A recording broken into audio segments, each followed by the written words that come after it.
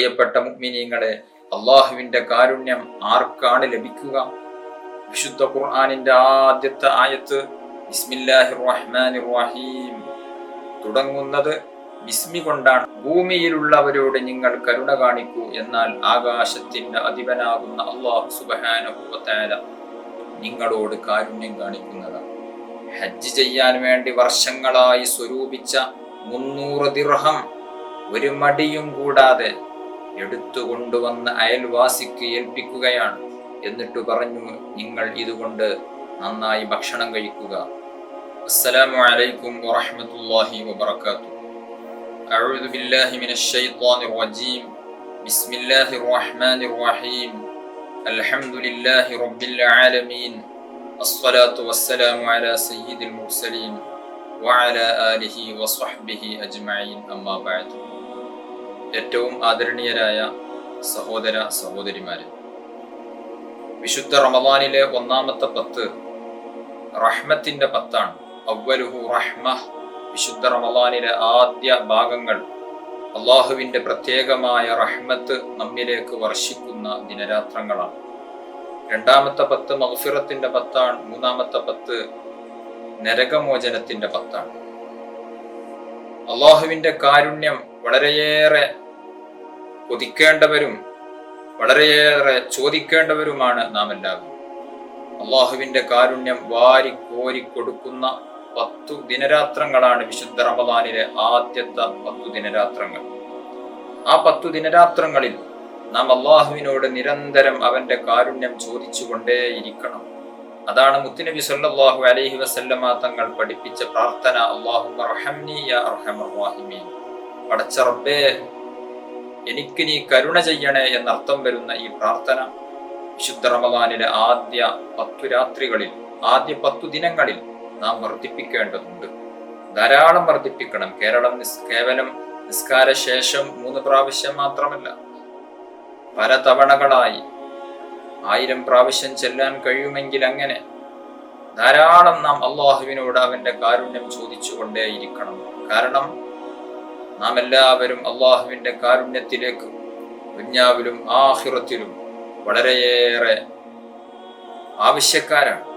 നാളെ പരലോകത്ത് രക്ഷപ്പെടണമെങ്കിലും അള്ളാഹുവിന്റെ കാരുണ്യം അത്യാവശ്യമാണ്. ഈ ദുനിയാവിൽ നമുക്ക് ജീവിക്കണമെങ്കിലും അള്ളാഹുവിന്റെ കാരുണ്യം വളരെയേറെ ആവശ്യമുണ്ട്. അള്ളാഹുവിനോട് നാം ചോദിക്കുകയാണ് എങ്കിൽ അവന്റെ കാരുണ്യം നമുക്കവൻ ധാരാളം നൽകും. അത് എക്കാലത്തും നൽകും. അതേസമയം വിശുദ്ധ റമദാനിലെ ആദ്യത്തെ 10 ദിനരാത്രങ്ങളാകുമ്പോൾ അതിൽ അവൻ കാരുണ്യം വാരി കോരി വിതരണം ചെയ്യുന്നത് കൊണ്ട് തന്നെ വളരെയേറെ നാം കാരുണ്യം ചോദിക്കേണ്ടതുണ്ട്. അല്ലാഹു സുബ്ഹാനഹു വ തആല കാരുണ്യം വളരെയേറെ നൽകുന്നവനാണ്. അള്ളാഹുവിന്റെ നാമം തന്നെ അർ റഹ്മാൻ അർ റഹീം. അള്ളാഹ് എന്നുള്ള വിശുദ്ധ നാമത്തിന് ശേഷം ഏറ്റവും പ്രസിദ്ധമായ നാമം, അള്ളാഹ് എന്ന നാമത്തോട് കൂടെ അവൻ ചേർത്തു വെച്ച നാമം അർ റഹ്മാൻ അർ റഹീം എന്നീ 2 വാക്കുകളാണ്, എന്നീ 2 നാമങ്ങളാണ്. സൂറത്തുൽ ഫാത്തിഹ തുടങ്ങുന്നത് ബിസ്മില്ലാഹിർ റഹ്മാനിർ റഹീം. വിശുദ്ധ ഖുർആനിന്റെ ആദ്യത്തെ ആയത്ത് ബിസ്മില്ലാഹിർ റഹ്മാനിർ റഹീം തുടങ്ങുന്നത് ബിസ്മി കൊണ്ടാണ്. ആ ബിസ്മിയിൽ അള്ളാഹ് എന്ന നാമത്തിന് ശേഷം അല്ലാഹു സുബ്ഹാനഹു വ തആല കൊണ്ടുവന്നത് അർ റഹ്മാൻ, മറ്റൊന്ന് അർ റഹീം. വിശുദ്ധ ഖുർആനിലെ 114 അധ്യായങ്ങളിൽ 113 സൂറത്തുകളും തുടങ്ങുന്നത് ബിസ്മി കൊണ്ടാണ്. അവിടെയെല്ലാം റഹ്മാൻ റഹീം എന്നിങ്ങനെ അള്ളാഹുവിന്റെ കാരുണ്യത്തെ പ്രകീർത്തിച്ചുകൊണ്ടാണ് നാം അതെല്ലാം തുടങ്ങുന്നത്. നമ്മൾ ആലോചിച്ചു നോക്കൂ, നാം ദിനേന 5 വഖത്ത് നിസ്കരിക്കുന്നു. 17 റക്അത്തുകൾ ഒരു ദിവസം 5 നേരങ്ങളിലായി ഒരു വിശ്വാസിയെ സംബന്ധിച്ചിടത്തോളം നിസ്കരിക്കൽ നിർബന്ധമാണ്. സുന്നത്ത് നിസ്കാരങ്ങൾ വേറെയും ഉണ്ട്. ഫർളായ നിസ്കാരങ്ങൾ 17 റക്അത്തുകൾ നാം നിസ്കരിക്കുമ്പോൾ അതിൽ 17 ഫാത്തിഹ സൂറത്തുകൾ നാം ഓതുന്നുണ്ട്. സൂറത്തുൽ ഫാത്തിഹയിൽ റഹ്മാൻ റഹീം എന്നിങ്ങനെയുള്ള നാമം ബിസ്മില്ലാഹിർ റഹ്മാനിർ റഹീം എന്ന ആയത്തിന് പുറമെ അർ റഹ്മാനിർ റഹീം എന്ന ഒരു ആയത്തിലും പ്രതിപാദിക്കുമ്പോൾ 4 പ്രാവശ്യം അള്ളാഹുവിന്റെ കാരുണ്യത്തെ നാം പ്രതിപാദിക്കുന്നുണ്ട്, നാം പറയുന്നുണ്ട്. അത് പറയൽ നിർബന്ധമാണ്. എന്താണ് റഹ്മാൻ എന്നതിന്റെ അർത്ഥം? റഹ്മാൻ എന്ന് പറഞ്ഞാൽ എല്ലാ ആളുകളിലേക്കും, എല്ലാ ജീവജാലങ്ങൾക്കും, എല്ലാവർക്കും സർവ്വവ്യാപകമായി കരുണ ചെയ്യുന്നവൻ എന്നാണ് റഹ്മാൻ എന്ന വാക്കിന്റെ അർത്ഥം. റഹീം എന്ന വാക്കിന്റെ അർത്ഥവും അങ്ങനെ തന്നെയാണ്. പക്ഷേ റഹീം എന്ന വാക്കിന്റെ അർത്ഥം, അതിന്റെ വിശദീകരണത്തിലേക്ക് കടന്നു ചെല്ലുമ്പോൾ അള്ളാഹുവിന്റെ ഇഷ്ടദാസന്മാർക്ക് പ്രത്യേകമായി ദുനിയാവിലും ആഖിറത്തിലും റഹ്മത്ത് ചെയ്യുന്നവൻ, കരുണ ചെയ്യുന്നവൻ എന്നാണ് അതിന്റെ ഒരു വിശദീകരണം. ഏതായിരുന്നാലും ഈ രണ്ടു വാക്കുകളും അള്ളാഹുവിന്റെ കാരുണ്യത്തെ സൂചിപ്പിക്കുന്ന മഹത്തായ നാമമാകുന്നു. അള്ളാഹ് എന്ന നാമത്തിനോട് കൂടെ അവൻ തൊട്ടടുത്ത് പറയാൻ ഉദ്ദേശിക്കുന്ന നാമം റഹ്മാൻ റഹീമാണ്. നമുക്കറിയാം അള്ളാഹുവിന് 99 നാമങ്ങളുണ്ട്. ആ നാമങ്ങളിൽ റഹ്മാൻ റഹീം എന്നുള്ള നാമമാണ് അള്ളാഹു എന്നുള്ള ആ നാമത്തിനോട് കൂടെ ചേർത്ത് വെച്ചിട്ടുള്ളത്. ദിനേന 17 റക്അത്തുകളിലായി സൂറത്തുൽ ഫാത്തിഹയിൽ തന്നെ ഓരോ റക്അത്തിലും റഹ്മാൻ റഹീം എന്നിങ്ങനെ കാരുണ്യത്തെ പ്രതിപാദിക്കുന്ന, അള്ളാഹുവിന്റെ കാരുണ്യത്തെ കുറിച്ച് പ്രകീർത്തിക്കുന്ന 4 തവണ റഹ്മത്തിന് അവൻ കാരുണ്യവാനാണ് എന്ന് നാം പറയുമ്പോൾ, നാം ഓരോ ദിവസവും ഇങ്ങനെ ആവർത്തിക്കുമ്പോൾ ഇത് നമ്മെ പഠിപ്പിക്കുന്ന ഒരു പാഠമുണ്ട്. മഹാന്മാർ പറയുന്നു, അല്ലാഹു സുബ്ഹാനഹു വ തആല അവന്റെ കാരുണ്യത്തെ നമ്മെക്കൊണ്ട് ഇങ്ങനെ പറയിപ്പിക്കുന്നതിന്റെ ഒരു ലക്ഷ്യം, മനുഷ്യരാകുന്ന നാം എല്ലാവരും അള്ളാഹുവിന്റെ കാരുണ്യത്തിലേക്ക് ഓരോ സമയത്തും നാം ആഗ്രഹിക്കേണ്ടവരാണ്, ആവശ്യമുള്ളവരാണ് എന്ന് സൂചിപ്പിക്കാനാണ് ഇത്രയും നാം റഹ്മാൻ റഹീം എന്നുള്ള നാമം ആവർത്തിക്കുന്നതിന്റെ ലക്ഷ്യം എന്ന് പണ്ഡിതന്മാർ പഠിപ്പിക്കുന്നുണ്ട്. സൂറത്തുൽ ഫാത്തിഹയിൽ എന്നല്ല, വിശുദ്ധ ഖുർആനിൽ പല സൂറത്തുകളിലായി അല്ലാഹു സുബ്ഹാനഹു വ തആല അവന്റെ കാരുണ്യം എന്ന പദത്തെ കുറിക്കുന്ന റഹ്മത്ത് എന്ന വാക്ക് 79 പ്രാവശ്യം വിശുദ്ധ ഖുർആനിൽ വന്നിട്ടുണ്ട്. റഹ്മത്ത് എന്ന ക്രിയാധാതുവിൽ നിന്ന് ഉരുത്തിരിഞ്ഞുണ്ടായ റഹ്മാൻ റഹീം, ഇർഹമു, അതുപോലെ തന്നെ ഇർഹം തുടങ്ങിയതായിട്ടുള്ള പദങ്ങൾ എല്ലാം കാരുണ്യത്തെ കുറിച്ച് സൂചിപ്പിക്കുന്ന വാക്കുകളാണ്. അത് 300-ലധികം പ്രാവശ്യം വന്നിട്ടുണ്ട്.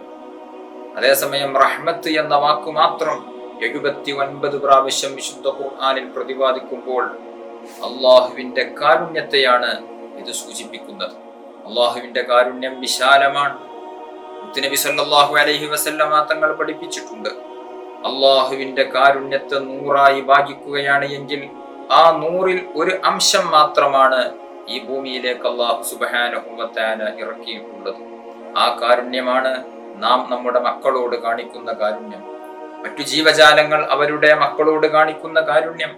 ഇതെല്ലാം അള്ളാഹുവിന്റെ കാരുണ്യത്തിന്റെ കേവലം ഒരു ഭാഗം മാത്രമാണ് എന്ന് പറയുമ്പോൾ ബാക്കി 99 ഭാഗം കാരുണ്യവും അല്ലാഹു സുബ്ഹാനഹു വ തആല നാളെ പാരത്രിക ലോകത്ത് നമുക്ക് വേണ്ടി ചെയ്യുന്നതാണ്, നമ്മോട് കരുണ കാണിക്കുന്നതാണ്. അല്ലാഹു സുബ്ഹാനഹു വ തആല സ്നേഹമുള്ളവനാണ്, അവൻ കാരുണ്യമുള്ളവനാണ്. അതേസമയം ആ കാരുണ്യം ധാരാളം വാരിക്കോരി നൽകുന്നുവെങ്കിലും റഹ്മത്തിന്റെ പത്തിൽ ധാരാളം നൽകുകയാണ്. ഏതൊരാൾക്കും ആ കാരുണ്യം ലഭിക്കും. നാം ഒന്ന് ചെറുതായിട്ടൊന്ന് ശ്രമിച്ചാൽ മതി. അവന്റെ കാരുണ്യത്തെ വളരെയേറെ നാം ചോദിക്കേണ്ടതുണ്ട്. അല്ലാഹു തആല തൗഫീഖ് നൽകി അനുഗ്രഹിക്കുമാറാവട്ടെ. പ്രിയപ്പെട്ട മുഅ്മിനീങ്ങളെ, അള്ളാഹുവിന്റെ കാരുണ്യം ആർക്കാണ് ലഭിക്കുക? നബി സല്ലല്ലാഹു അലൈഹി വസല്ലമ തങ്ങൾ പറഞ്ഞു, മൻ ലാ യർഹം ലാ യുർഹം. കരുണ ചെയ്യാത്തവൻ കരുണ ചെയ്യപ്പെടുകയില്ല. മറ്റൊരു ഹദീസിൽ മുത്തുനബി സല്ലല്ലാഹു അലൈഹി വസല്ലമ തങ്ങൾ പഠിപ്പിച്ചിട്ടുണ്ട്, ഇർഹമു മൻ ഫിൽ അർളി യർഹമുകും മൻ ഫിസ് സമാ. ഭൂമിയിലുള്ളവരോട് നിങ്ങൾ കരുണ കാണിക്കൂ, എന്നാൽ ആകാശത്തിന്റെ അധിപനാകുന്ന അല്ലാഹു സുബ്ഹാനഹു വ തആല നിങ്ങളോട് കാരുണ്യം കാണിക്കുന്നതാണ്. അതുകൊണ്ട് ഈ ഭൂമിയിലുള്ള സർവ്വജനങ്ങളോടും സർവ്വജീവജാലങ്ങളോടും എല്ലാവരോടും നാം കാരുണ്യം കാണിക്കുകയാണ് എങ്കിൽ, കാരുണ്യത്തിന്റെ മനസ്സോടുകൂടെ സ്നേഹത്തോടുകൂടെ പെരുമാറുകയാണ് എങ്കിൽ അള്ളാഹുവിന്റെ കാരുണ്യം ഇൻഷാ അള്ളാഹ് നമുക്ക് ലഭിക്കും. ആ കാരുണ്യം നാം കൂടുതൽ ചെയ്യേണ്ട ദിനരാത്രങ്ങളാണ് വിശുദ്ധ റമദാനിലെ ആദ്യ 10 ദിനങ്ങൾ. അതോടൊപ്പം അള്ളാഹുവിനോട് കൂടുതൽ അവന്റെ കാരുണ്യം നമുക്ക് ലഭിക്കാൻ വേണ്ടി കൂടുതൽ യാചിക്കേണ്ട, കൂടുതൽ ചോദിക്കേണ്ട 10 ദിനങ്ങളാണ് റമദാനിന്റെ ആദ്യത്തെ 10 ദിനങ്ങൾ. പ്രിയപ്പെട്ട സഹോദര സഹോദരിമാരെ, അള്ളാഹുവിന്റെ റഹ്മത്ത് ലഭിക്കാൻ ഒന്ന് അള്ളാഹുവിനോട് നിരന്തരം നാം റഹ്മത്തിനെ ചോദിച്ചു കൊണ്ടിരിക്കും. മറ്റൊന്ന് ഭൂമിയിലുള്ള സർവ്വ ജീവജാലങ്ങളോടും സർവരോടും നാം കാരുണ്യം കാണിക്കണം. ചെറിയ കുട്ടികളോട് കരുണ കാണിക്കണം, പാവപ്പെട്ട ജനങ്ങളോട് കരുണ കാണിക്കണം, അതുപോലെ തന്നെ മറ്റു ജീവജാലങ്ങളോട് കരുണ കാണിക്കണം. ആ കാരുണ്യ പ്രവർത്തനങ്ങളിലൂടെ നാം മുന്നേറുകയാണ് എങ്കിൽ ഇൻഷാ അള്ളാഹുവിന്റെ കാരുണ്യം നമുക്ക് ലഭിക്കുന്നതാണ്. പാവപ്പെട്ടവരെ ചേർത്തു പിടിക്കണം നാം, ദുർബലരായ ആളുകളോട് കൂടെ നിൽക്കണം നാം. അങ്ങനെ വരുമ്പോൾ അള്ളാഹുവിന്റെ കാരുണ്യം നമുക്ക് ലഭിക്കുന്നതാണ്. ആ കാരുണ്യം നമുക്ക് ലഭിക്കാനുള്ള മാർഗം അതൊക്കെയാണ്. പാവങ്ങളോട് കൂടെ നിൽക്കുമ്പോൾ, വിശക്കുന്നവരോട് കൂടെ നിൽക്കുമ്പോൾ, രോഗികളോട് കൂടെ നിൽക്കുമ്പോൾ നമുക്ക് അള്ളാഹുവിന്റെ കാരുണ്യം ലഭിക്കും. ഞാനൊരു ചെറിയ സംഭവം നിങ്ങളെ സൂചിപ്പിക്കുന്നു. ബഹുമാനപ്പെട്ട അബ്ദുല്ലാഹി ബിൻ മുബാറക് റളിയല്ലാഹു അൻഹു വലിയ പണ്ഡിതനാണ്. ഹിജ്റ 118 ജനിച്ചു, 181 വഫാത്തായ മഹാനാണ് അബ്ദുല്ലാഹി ബിൻ മുബാറക് റളിയല്ലാഹു അൻഹു. അബ്ദുല്ലാഹി ബിൻ മുബാറക് റളിയല്ലാഹു അൻഹു ഒരു വർഷം ഹജ്ജ് ചെയ്തു. ഹജ്ജൊക്കെ കഴിഞ്ഞതിന് ശേഷം മസ്ജിദുൽ ഹറാമിൽ വിശ്രമിക്കുകയാണ്, ഉറങ്ങുകയാണ്. ആ ഉറങ്ങുന്ന ഉറക്കിൽ ഒരു സ്വപ്നം കാണുകയാണ്. എന്താണ് സ്വപ്നം? 2 മലക്കുകൾ ആകാശത്തിൽ നിന്ന് ഇറങ്ങി വരുന്നു. ആ 2 മലക്കുകൾ ബഹുമാനപ്പെട്ട അബ്ദുല്ലാഹി ബിൻ മുബാറക് റളിയല്ലാഹു അൻഹുവിന്റെ തലഭാഗത്തും കാൽഭാഗത്തും വന്നിരുന്നു. കാൽഭാഗത്തുള്ള മലക്ക് അബ്ദുല്ലാഹി ബിൻ മുബാറക് തങ്ങളുടെ തലഭാഗത്തിരിക്കുന്ന മലക്കിനോട് ചോദിച്ചു, കം ഹജ്ജ മിനൻ നാസി ഹാദൽ ആം, ഈ വർഷം എത്ര ജനങ്ങൾ ഹജ്ജ് ചെയ്തിട്ടുണ്ട്? തലഭാഗത്തിരിക്കുന്ന മലക്ക് പറഞ്ഞു, 600,000 ലക്ഷം ആളുകൾ ഹജ്ജ് ചെയ്തിട്ടുണ്ട്. മറ്റേ മലക്ക് ചോദിച്ചു, എത്ര ആളുകളുടെ ഹജ്ജ് അല്ലാഹു തആല സ്വീകരിച്ചു?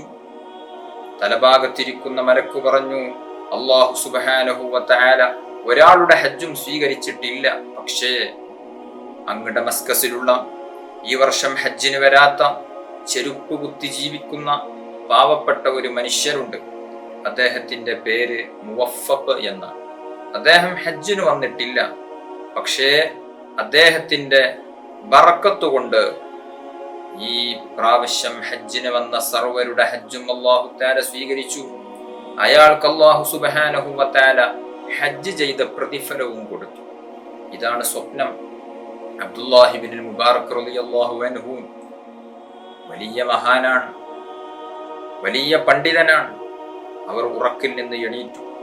എന്താണ് ഈ സ്വപ്നത്തിന്റെ പൊരുളെന്നറിയാൻ അദ്ദേഹത്തിന് വല്ലാതെ ആഗ്രഹമായി. കാരണം ഞാനടക്കമുള്ള 6 ലക്ഷത്തിലധികം ആളുകൾ ഹജ്ജിന് വന്നിട്ടും അവരുടെ ഹജ്ജ് കാരണമായിട്ട് ഒരാളുടെ ഹജ്ജും അല്ലാഹു തആല സ്വീകരിച്ചിട്ടില്ല. മറിച്ച് ഹജ്ജിന് വരാത്ത ഡമസ്കസിലുള്ള മുവഫഖ് എന്ന് പേരുള്ള ഒരു സാധു മനുഷ്യന്റെ ബറക്കത്ത് കൊണ്ടാണ് ഈ പ്രാവശ്യം ഹജ്ജിന് വന്ന ആളുകളുടെ ഹജ്ജെല്ലാം അല്ലാഹു തആല സ്വീകരിച്ചത് എന്നാണ് ഈ 2 മാലാഖമാരുടെ സംസാരത്തിൽ നിന്ന് മനസ്സിലാക്കാൻ സാധിക്കുന്നത്.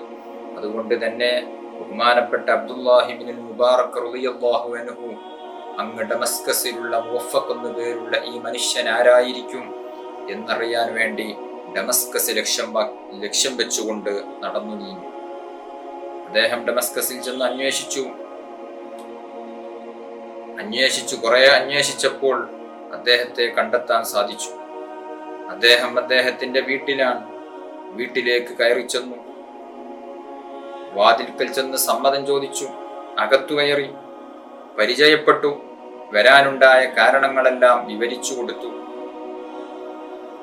അബ്ദുല്ലാഹി ബിൻ മുബാറക് തങ്ങൾ സ്വപ്നത്തിൽ കണ്ട സംഭവങ്ങളെല്ലാം പറഞ്ഞു കൊടുത്തു.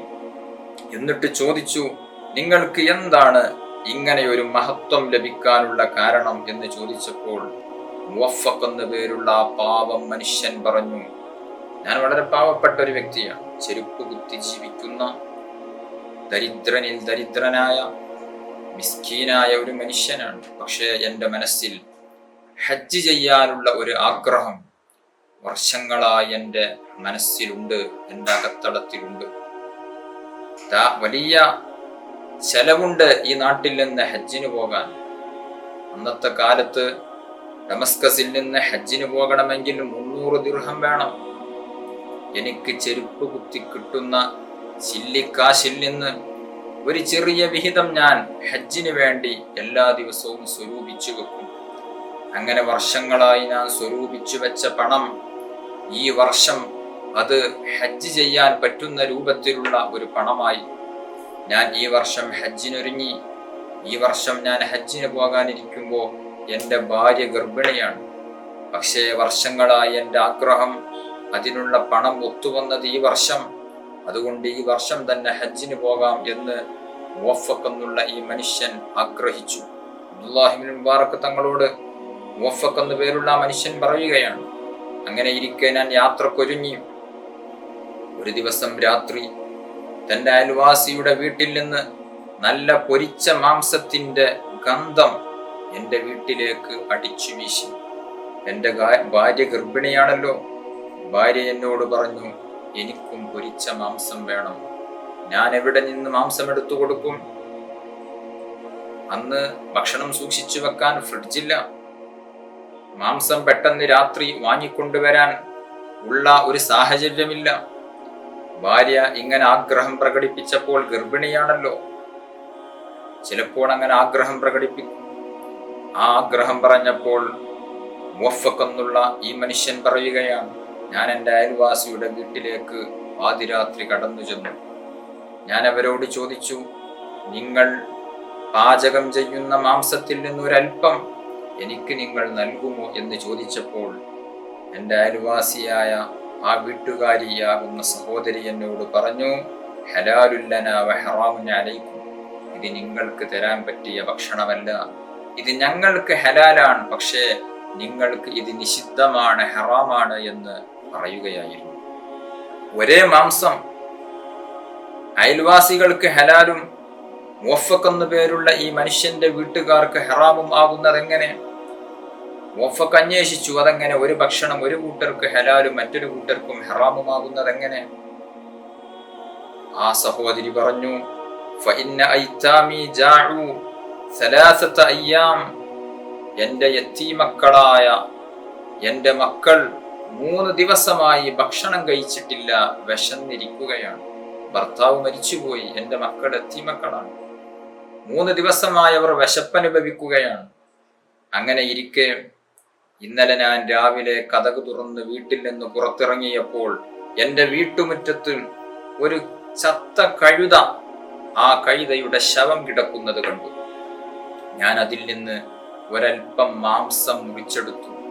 ആ മാംസം ഞാൻ സൂക്ഷിച്ചു വെച്ചു. അതാണ് ഇപ്പോൾ ഞാൻ പാചകം ചെയ്യുന്നത്. ശവത്തിന്റെ മാംസം, ഇത് ശവമാണ്. ശവം ഭക്ഷിക്കൽ നിഷിദ്ധമാണല്ലോ. അറുക്കാതെ ജീവികളെ നമുക്ക് ഭക്ഷിക്കാൻ പറ്റില്ല. അറുക്കുന്നതിന് നിബന്ധനകളുണ്ട്. ആ നിബന്ധനകൾ പാലിച്ചുകൊണ്ടായിരിക്കണം നാം അറവ് നടത്തേണ്ടത്. മത്സ്യങ്ങളെ അറുക്കേണ്ടതില്ല. അതേസമയം കോഴിയെയും ആടിനെയും അതുപോലെ തന്നെ മറ്റു ജീവജാലങ്ങളെയും ഒക്കെ അറുത്തുകൊണ്ടായിരിക്കണം ഭക്ഷിക്കേണ്ടത്. തിന്നൽ അനുവദനീയമായ ജീവികൾ തന്നെ ചത്തുപോയാൽ, അറുക്കാതെ ചത്തുപോയാൽ അവയെ തിന്നൽ നമുക്ക് അനുവദനീയം അല്ല. അറവ് നടത്താതെ ജീവൻ നഷ്ടപ്പെട്ട കോഴി, അറവ് നടത്താതെ ജീവൻ നഷ്ടപ്പെട്ട ആട് അല്ലെങ്കിൽ മറ്റേതെങ്കിലും ജീവജാലങ്ങൾ, അവയെ തിന്നൽ അനുവദനീയമല്ല, അത് നിഷിദ്ധമാണ്.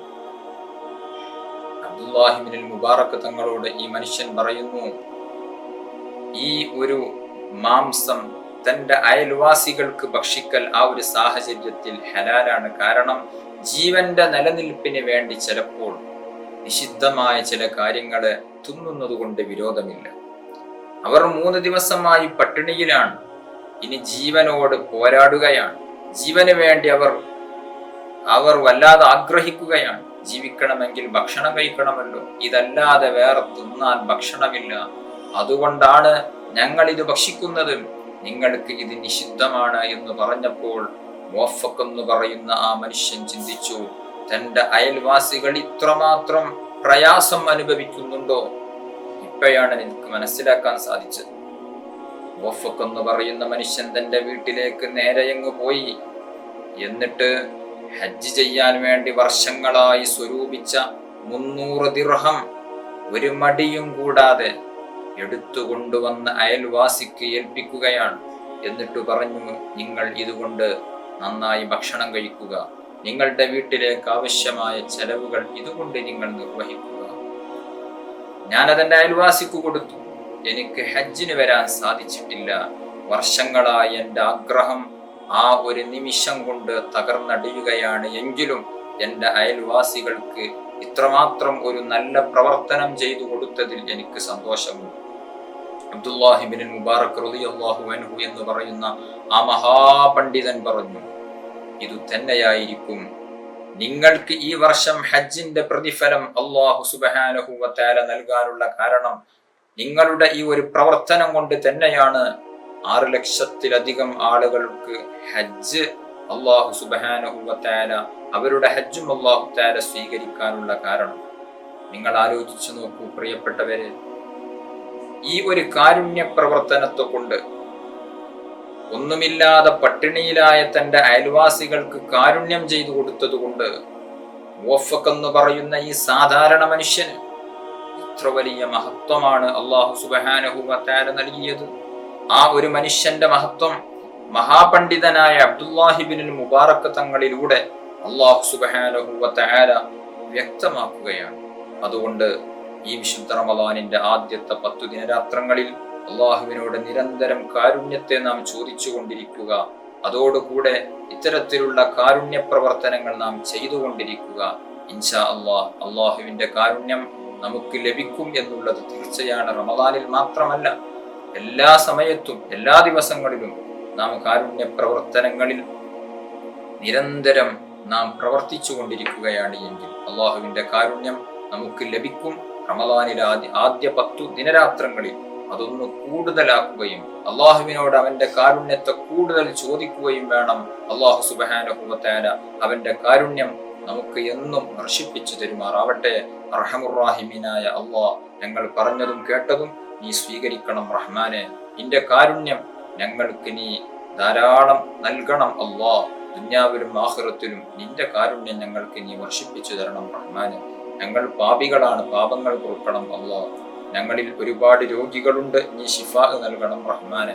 ഒരുപാട് വിഷമങ്ങൾ അനുഭവിക്കുന്നവരുണ്ട്, ഒരുപാട് കടങ്ങളെ കൊണ്ട് വരഞ്ഞവർ, വീടില്ലാതെ കഷ്ടപ്പെടുന്നവർ, ജോലിയില്ലാതെ ബുദ്ധിമുട്ടുന്നവർ, എല്ലാവർക്കും നീ സലാമത്ത് നൽകണം റഹ്മാനെ. ഞങ്ങൾക്കെല്ലാം നിന്റെ പൊരുത്തത്തിലായിട്ടുള്ള ആഫിയത്തോടുകൂടെയുള്ള ദീർഘായുഷ്യ നൽകണം റഹ്മാനെ.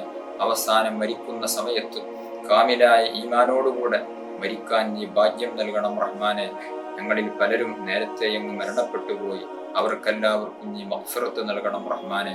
അവരെയും ഞങ്ങളെയും ഞങ്ങൾ സ്നേഹിക്കുന്ന, ഞങ്ങൾക്ക് കടപ്പാടുള്ള ആരെല്ലാം ഉണ്ടോ അവരോടൊന്നിച്ച് നാളെ സ്വർഗീയ ലോകത്ത് മുത്ത് നബി സല്ലല്ലാഹു അലൈഹി വസല്ലം തങ്ങളുടെ കൂടെ ഞങ്ങളെ നീ ഒരുമിപ്പിക്കണം റഹ്മാനെ. ആമീൻ ബിറഹ്മതിക യാ അർഹമർ റഹീമീൻ.